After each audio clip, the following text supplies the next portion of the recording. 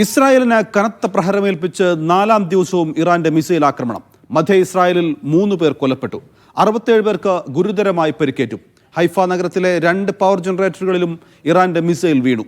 തെലവീവിലെ കെട്ടിടത്തിലും missile നേരിട്ട് പതിച്ചതായി Israel സൈന്യം അറിയിച്ചു. ഇസ്രായേൽ ആക്രമണത്തിൽ ഇറാന്റെ ഇന്റലിജൻസ് മേധാവി brigadier Mohammad Kazemi, deputy general Hassan Mohaqeq എന്നിവർ കൊല്ലപ്പെട്ടു.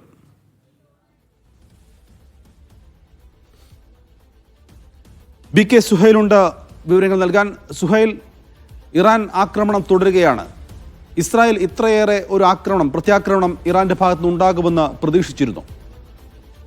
നൗഫൽ, വലിയ ഒരു യുദ്ധത്തിലേക്ക് ഇസ്രായേൽ എടുത്തു ചാടുമ്പോൾ സ്വാഭാവികമായും പ്രത്യാക്രമണം ഉണ്ടാകുമെന്ന് അവർ മനസ്സിലാക്കിയിരുന്നു. പക്ഷേ ഇത്രയേറെ കാഷ്വാലിറ്റീസ്, മരണമുണ്ടാക്കുന്ന തരത്തിലേക്ക് ഇറാന്റെ ബോംബുകൾ, ഇറാന്റെ മിസൈലുകൾ എത്തും എന്ന് പ്രതീക്ഷിച്ചിരുന്നില്ല എന്ന് തന്നെയാണ് നമ്മൾ മനസ്സിലാക്കേണ്ടത്.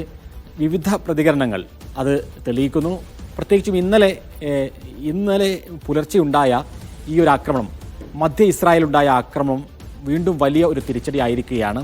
ഒറ്റയിടത്താണ് 3 പേർ കൊല്ലപ്പെട്ടത്. ആ 3 പേർക്ക് പുറമെ ഒരാൾക്ക് ഗുരുതരമായി പരിക്കേൽക്കുന്നു. 20-ലധികം ആളുകളെ ഗുരുതരമായി പരിക്കേറ്റ് തന്നെ ആശുപത്രിയിൽ എത്തിക്കുന്നു. അതോടൊപ്പം ഹൈഫ എന്ന് പറയുന്നത് അവരുടെ ഏറ്റവും വ്യാവസായികമായ നഗരമാണ്. പവർ പ്ലാന്റുകൾ നിലകൊള്ളുന്ന സ്ഥലമാണ്, റിഫൈനറികൾ ഉള്ള സ്ഥലമാണ്. ആ ഒരു വ്യാവസായിക നഗരത്തെ വലിയ സംഘർഷത്തിലേക്കും വലിയ ആഘാതത്തിലേക്കും കൊണ്ടുപോകുന്ന തരത്തിൽ 2 പ്രധാനപ്പെട്ട ജനറേറ്ററുകൾ തകർക്കുന്ന രൂപത്തിലേക്കെല്ലാം ഇറാന്റെ മിസൈലുകൾ പ്രവർത്തിച്ചിരിക്കുന്നു എന്ന് നമുക്ക് മനസ്സിലാക്കാൻ സാധിക്കും.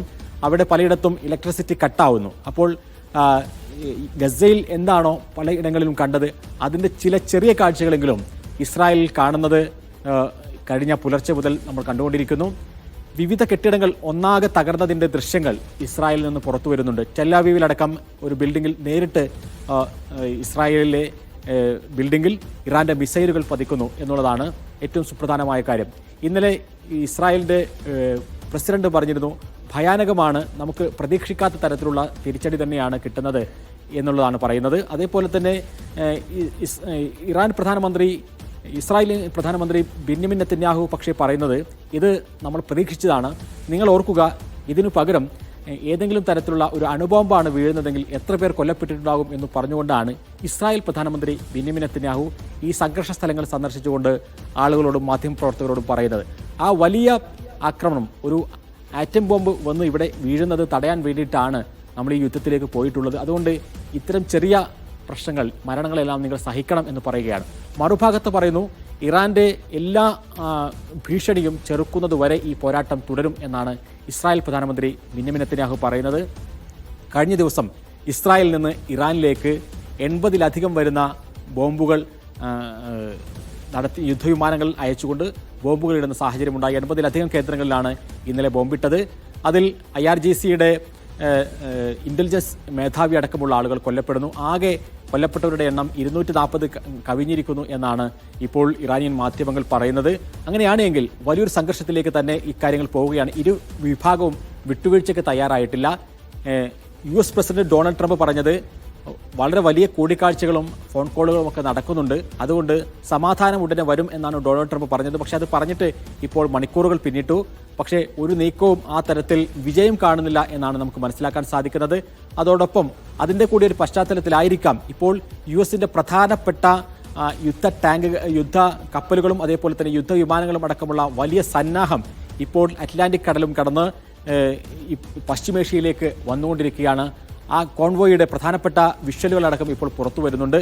അങ്ങനെയാണ് എങ്കിൽ നമ്മൾ വലിയൊരു യുദ്ധത്തിലേക്ക് തന്നെയാണ് പോകുന്നത് എന്നതിന് സൂചനയായി അതിനെ കാണുന്ന ആളുകൾ കൂടിയുണ്ട്. UK അവരുടെ പ്രധാനപ്പെട്ട സൈനിക സന്നാഹങ്ങൾ മിഡിൽ ഈസ്റ്റിലേക്ക് ഷിഫ്റ്റ് ചെയ്യുന്നുണ്ട്. ഇപ്പോൾ US UK അടക്കമുള്ള സഖ്യകക്ഷികളെല്ലാം തന്നെ ഇസ്രായേലിന് പിന്തുണയുമായി വരികയാണോ എന്നതടക്കമുള്ള ആശങ്ക ശക്തമാകുന്നു. സുഹൈൽ, കഴിഞ്ഞ ദിവസം ഡൊണാൾഡ് ട്രംപ് പറഞ്ഞിരുന്നു, ഇന്ത്യയും പാകിസ്ഥാനും തമ്മിലുള്ള പ്രശ്നം അവസാനിപ്പിച്ചതുപോലെ ഇറാനും ഇസ്രായേലും തമ്മിലുള്ള പ്രശ്നം താൻ അവസാനിപ്പിക്കും, ഒരു ഡീൽ ഉണ്ടാക്കുമെന്ന് അദ്ദേഹം പറഞ്ഞിരുന്നു. അതായത് ഒരു ചർച്ചകൾക്കുള്ള സാധ്യത, അല്ലെങ്കിൽ ഈ യുദ്ധം അവസാനിപ്പിക്കാനുള്ള, സംഘർഷം അവസാനിപ്പിക്കാനുള്ള ഒരു തുടക്കം അമേരിക്കയുടെ ഭാഗത്തുനിന്ന് ഉണ്ടാകുമെന്നുള്ള പ്രതീക്ഷയാണ് അതിൽ നമ്മൾ കണ്ടത്. പക്ഷേ അത്തരമൊരു നീക്കം നടക്കുന്നതേയില്ല എന്നാണോ ഇപ്പോഴത്തെ സംഘർഷം സൂചിപ്പിക്കുന്നത്? US ഭരണകൂടം കടലിനും ചെകുത്താനും നടുവിലാണ് എന്ന് നമുക്ക് പറയേണ്ടി വരും. കാരണം ഇസ്രായേലിന് ഇറാന്റെ ആണവ കേന്ദ്രങ്ങൾ ആക്രമിക്കണമെങ്കിൽ അല്ലെങ്കിൽ ഫലപ്രദമായി അത് ആക്രമിച്ച് തകർക്കണമെങ്കിൽ അമേരിക്കയുടെ സഹായം നിർബന്ധമാണ്. നെത്താൻസിലും അതേപോലെ തന്നെ ഫെർദോയിലും ഒക്കെയുള്ള ആണവ കേന്ദ്രങ്ങൾ 1 കിലോമീറ്ററോളം താഴെയാണ്. പർവ്വതങ്ങൾക്കടിയിൽ തുരന്നുണ്ടാക്കിയ മിസൈൽ സിറ്റി, അണ്ടർഗ്രൗണ്ട് മിസൈൽ സിറ്റിയിലാണ് അവരുടെ ആണവായുധം നിർമ്മിക്കാൻ ആവശ്യമായിട്ടുള്ള പരീക്ഷണങ്ങൾ നടക്കുന്നത്. ആ തരത്തിൽ നോക്കുകയാണെങ്കിൽ അതിന് 30,000 പൗണ്ട് ബോംബ് ആവശ്യമാണ്. അത്രയും ശക്തിയുള്ള ബോംബ് ഉപയോഗിച്ചാൽ മാത്രമേ അത് തകർക്കാൻ കഴിയൂ എന്ന് US ഇന്റലിജൻസ് വിഭാഗം തന്നെ ഇസ്രായേലിനെ അറിയിച്ചതാണ്. അപ്പോൾ ആ ബോംബ് അമേരിക്കയുടെ കയ്യിൽ മാത്രമാണുള്ളത്. അത് ഉപയോഗിക്കണമെങ്കിൽ തീർച്ചയായും സ്വാഭാവികമായും അമേരിക്ക കൂടി ഇതിൽ പങ്കാളികളാകേണ്ടി വരും. അമേരിക്ക പങ്കാളികളാവുകയാണെങ്കിൽ അത് അറബ് രാജ്യങ്ങളുള്ള ബേസുകൾ ഉപയോഗപ്പെടുത്തി, പ്രത്യേകിച്ചും ഖത്തർ, ബഹ്റൈൻ പോലെയുള്ള US ബേസുകൾ ഉപയോഗിച്ചുകൊണ്ടായിരിക്കും ആക്രമണങ്ങൾ നടത്തുക. അത്തരമൊരു ആക്രമണം നടത്തരുത് എന്ന് നിരന്തരമായി ഗൾഫ് രാഷ്ട്രങ്ങൾ ആവശ്യപ്പെട്ടുകൊണ്ടിരിക്കുന്നുണ്ട്. കാരണം അവിടെ നിന്ന് യുദ്ധവിമാനങ്ങൾ പൊങ്ങിക്കഴിഞ്ഞാൽ തീർച്ചയായും ഇറാന്റെ മിസൈലുകൾ അവിടേക്കും എത്തും. ഇപ്പോൾ 2000 കിലോമീറ്ററും 2500 കിലോമീറ്ററും കടന്നാണ് ലക്ഷ്യസ്ഥാനങ്ങളിലേക്ക് എത്തുന്നതെങ്കിൽ UAE അടക്കമുള്ള പ്രദേശങ്ങളിലേക്ക് വളരെ വേഗത്തിൽ, അവരുമായി കടലടക്കം പങ്കിടുന്ന പ്രദേശങ്ങളിലേക്ക് വളരെ വേഗത്തിൽ ഇറാൻ ആക്രമിക്കാൻ കഴിയും. അപ്പോൾ അതോടുകൂടി ഗൾഫ് രാഷ്ട്രങ്ങളിൽ വലിയ സാമ്പത്തികമായും രാഷ്ട്രീയമായുള്ള പ്രശ്നങ്ങൾ ഉണ്ടാകും. അതൊരിക്കലും ഉണ്ടാകരുത് എന്ന് ഈ രാജ്യങ്ങളെല്ലാം തന്നെ ഡൊണാൾഡ് ട്രംപിനോട് നിരന്തരം പറഞ്ഞുകൊണ്ടിരിക്കുന്നുണ്ട്. എന്നാൽ മറുഭാഗത്ത് ഈ യുദ്ധത്തിലേക്ക് ഇറക്കാൻ വേണ്ടി നെതന്യാഹു വലിയ സമ്മർദ്ദവും അതോടൊപ്പം സയനിസ്റ്റ് ലോബിയും ട്രംപിന് മേൽ നടത്തുന്നുണ്ട്. ഇതിൻ്റെ രണ്ടിൻ്റെയും ഇടയിൽ നിന്നുകൊണ്ട് പെട്ടെന്നൊരു പരിഹാരത്തിലേക്ക് പോവുക എന്നുള്ളതാണ് ട്രംപ് ആഗ്രഹിക്കുന്നത് എന്നാണ് നമുക്ക് മനസ്സിലാക്കാൻ സാധിക്കുന്നത്. പക്ഷേ ആ പരിഹാരത്തിലേക്ക് പോകുമ്പോഴും ഇറാൻ വഴങ്ങണം. ഇറാനെ പ്രധാനമായും ചർച്ചകൾ നടക്കുന്നത് യുറേനിയൻ സമ്പുഷ്ടീകരണം പൂർണ്ണമായും ഇറാൻ അവസാനിപ്പിക്കണം എന്നുള്ളതാണ് ഈ ഡിമാൻഡിലെ പ്രധാനപ്പെട്ട കാര്യം. പക്ഷേ ഇറാൻ പറയുന്നത് ഞങ്ങൾ ആണവായുധം നിർമ്മിക്കാവുന്ന തരത്തിലേക്കുള്ള യുറേനിയം സമ്പുഷ്ടീകരണം അവസാനിപ്പിക്കാം, പക്ഷേ സിവിലിയൻ ആവശ്യങ്ങൾക്ക് വേണ്ടിയുള്ള യുറേനിയം സമ്പുഷ്ടീകരണം അത് അവസാനിപ്പിക്കാൻ സാധിക്കില്ല എന്നുള്ളതാണ്. അപ്പോൾ പൂർണ്ണമായും യുറേനിയം സമ്പുഷ്ടീകരണം അവസാനിപ്പിക്കുന്ന തരത്തിലേക്ക് ഇറാനെ കൊണ്ടുവരിക എന്നുള്ളതാണ് ട്രംപിൻ്റെ മുന്നിലുള്ള വഴി.